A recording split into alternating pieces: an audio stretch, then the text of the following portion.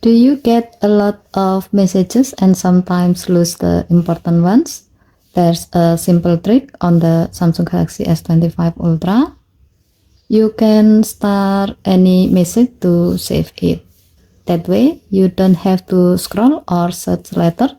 Just go to the start folder and you will find them. Now, let me show you how to do it.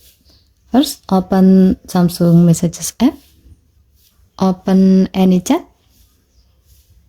Find the message you want to save. Maybe it's an address, a password, or something important. Press and hold that message. And then select Start Message from the menu. As you can see, the star icon is displayed next to the message as a sign that the message is now saved. Close the app.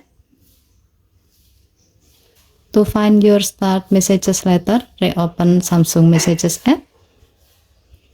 Tap the three dot icon at the top right, and then select Start Messages. Here you will see the messages you have started in one place. And that's it.